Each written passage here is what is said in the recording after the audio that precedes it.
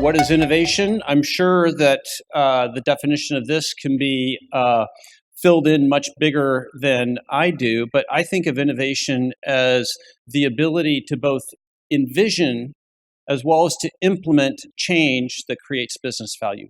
And oftentimes, one of those segments of either envisioning or the ability to implement or not bringing business value gets left behind. I don't think it's too big of a stretch to put Amazon forward as an exemplar of a very innovative company.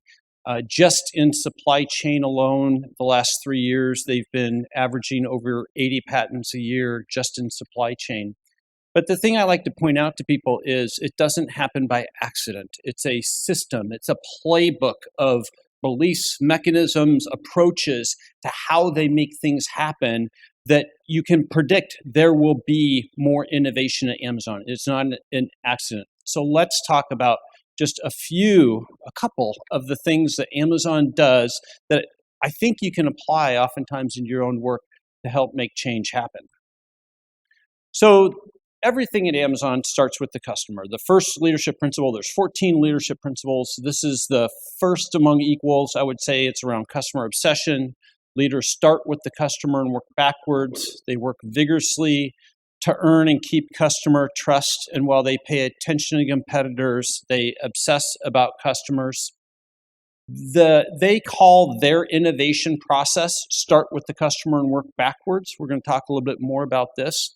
But one thing I like to stress about this leadership principle is that it puts the onus on everybody in the organization to know thy customer, to be the customer advocate, to lead with a deep understanding of who the customer is. You don't get to pass that on to a chief customer officer or some other advocate.